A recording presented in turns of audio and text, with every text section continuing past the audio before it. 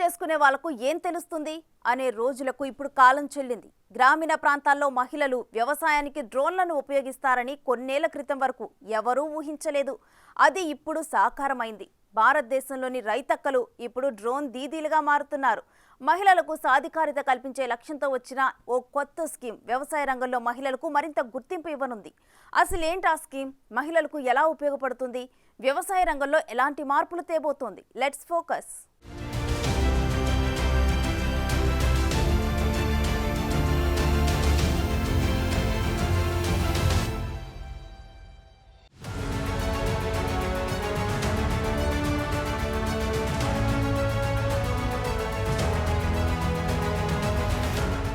కాలంతో పాటు అన్ని మారుతున్నాయి.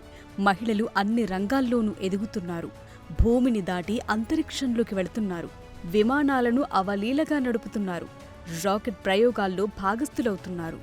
అయినప్పటికీ స్వావలంబన మాత్రం కాస్త దూరంగానే ఉంది. గ్రామీణ ప్రాంతాల్లో ఉండే మహిళలు ఆర్థికంగా అభివృద్ధి చెందినప్పుడే మహిళా సాధికారత సాధ్యమన్నది ఎప్పటి నుండో నడుస్తోన్న వాదన ఇప్పుడు ఆ దిశగా అడుగులు పడుతున్నాయి. గ్రామీణ ప్రాంతాల్లో వ్యవసాయంపై ఆధారపడే మహిళల చేతికి డ్రోన్లొస్తున్నాయి. వ్యవసాయ రంగంలో ఉన్న మహిళా కూలీలు ఇక డ్రోన్లు తిప్పుతూ ఆదాయం పొందటానికి దారులు పడ్డాయి. మహిళలకు డ్రోన్లను అందించడంలో భాగంగా నమో డ్రోన్ దీదీ అనే కొత్త స్కీమ్ను ప్రధాని మోదీ ప్రారంభించారు. గతేడాది స్వాతంత్ర్య దినోత్సవం ప్రసంగంలో ఈ పథకం గురించి ప్రకటించిన భారత ప్రధాని మార్చి 11న భారత వ్యవసాయ పరిశోధన సంస్థలో 100 మంది మహిళలకు డ్రోన్లు అందించే కార్యక్రమంలో పాల్గొన్నారు.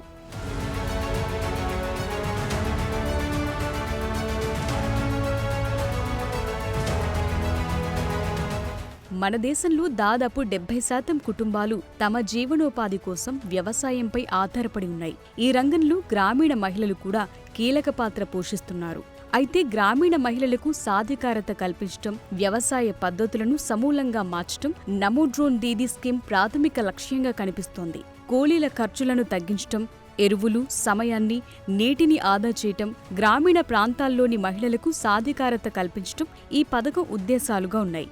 అయితే దేశంలోని స్వయం సహాయక బృందాలకు చెందిన 15,000 మంది మహిళలకు డ్రోన్ టెక్నాలజీని పరిచయం చేయాలని ఈ స్కీమ్ లక్ష్యంగా పెట్టుకుంది. డ్రోన్ టెక్నాలజీతో ఈ మహిళలు వ్యవసాయ పద్ధతులను మెరుగుపరుచుకుని మొత్తం ఉత్పాదకతను పెంచడానికి ఈ పథకం సహకరిస్తుంది. అయితే ఇటీవల జరిగిన మధ్యంతర బడ్జెట్లో డ్రోన్ దీదీ పథకానికి 500 కోట్ల నిధులు కేటాయించింది భారత ప్రభుత్వం. అంతకుముందు ఈ పథకం కోసం 200 కోట్లు కేటాయించగా ఈసారి దాన్ని పెంచారు. దీంతో ఈ స్కీమ్కు ప్రభుత్వం ప్రాధాన్యమిస్తున్నట్టు స్పష్టమైంది.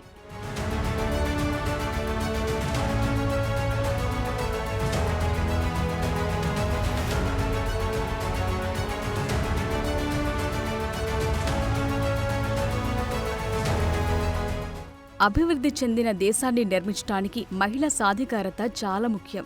దీనికోసం మహిళలు ఆర్థికంగా అభివృద్ధి చెందాల్సింది. ఇది ప్రముఖంగా గ్రామీణ శ్రేయస్సుతోనే సాధ్యమవుతుంది.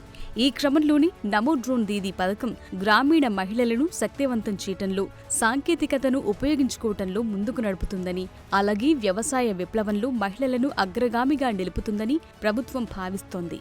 వ్యవసాయ రంగంలో అధునాతన యంత్ర పరికరాల వినియోగాన్ని పెంచాలని ప్రభుత్వాలు ఎప్పటి నుండో చెబుతున్నాయి. కూలీల సంఖ్య తగ్గిపోయిన నేపథ్యంలో సాగులో అధునాతన యంత్ర పరికరాలు ఉపయోగించి కూలీల కొరతను ఎదుర్కోవటంతో పాటు మెరుగైన దిగుబడులు సాధించొచ్చని వ్యవసాయ శాస్త్రవేత్తలు కూడా చెప్తున్నారు.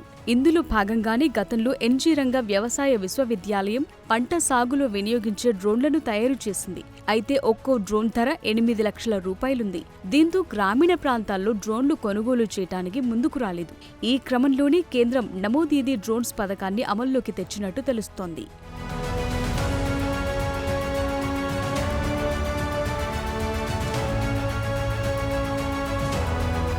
నమో డ్రోన్ దీదీ పథకం కింద డ్రోన్ల ధరపై 80% సబ్సిడీ ఇస్తుంది భారత ప్రభుత్వం. మరికొంత మొత్తాన్ని పథకంలో భాగస్వామిగా ఉన్న కోరమండల కంపెనీ లబ్ధిదారులకు అందిస్తుంది. వీటిని స్వయం సహాయక గ్రూపుల్లో మహిళలకు అందిస్తారు. ఈ డ్రోన్లను ఉపయోగించేందుకు అవసరమైన శిక్షణ కూడా కోరమండల్ కంపెనీ ఇస్తుంది. మార్చి 11న ప్రధాని మోదీ ఈ పథకాన్ని ప్రారంభించి 1000 మంది మహిళలకు డ్రోన్లందించారు.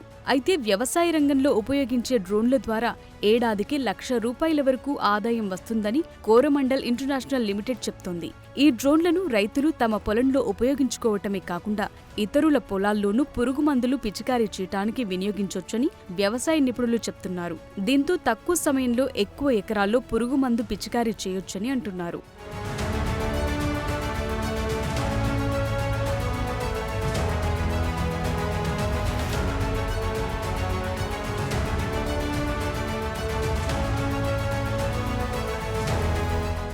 అయితే ఇప్పటి వరకు పొలంలో పురుగు మందులు పిచికారీ చేయటం కోసం కూలీలను పెట్టుకోవాల్సిన పరిస్థితి ఉండేది. అయితే ఈ కాలంలో కూలీలు దొరకటం కష్టంగా మారిన నేపథ్యంలో కూలీల స్థానంలో ఈ డ్రోన్లు పనిచేస్తాయి. వీటి వల్ల పంటల సాగులు అధిక దిగుబడులు సాధించడంతో పాటు మహిళలు అధిక ఆదాయం పొందేందుకు డ్రోన్లు ఉపయోగపడతాయంటున్నారు. ఇక డ్రోన్ ద్వారా మందును ఎలా పిచికారీ చేయాలో శిక్షణ పొందిన మహిళలు ఈ పని సులువుగా చేయొచ్చని నిపుణులు సూచిస్తున్నారు. ఈ పథకం కింద డ్రోన్ కొనుగోలు కోసం మహిళా స్వయం సహాయక బృందాలకు డ్రోన్ ఖర్చులో 80% సబ్సిడీతో పాటు డ్రోన్ యాక్సెసరీస్ ఛార్జీల కింద గరిష్టంగా 8 లక్షల వరకు కేంద్రం ఆర్థిక సాయం చేస్తుంది. మిగిలిన మొత్తం అగ్రికల్చరల్ ఇన్ఫ్రా ఫినాన్సింగ్ ఫెసిలిటీ కింద రుణంగా మంజూరు చేస్తారు. ఈ మొత్తంపై 3% వడ్డీ రాయితీ కూడా ఇస్తుంది.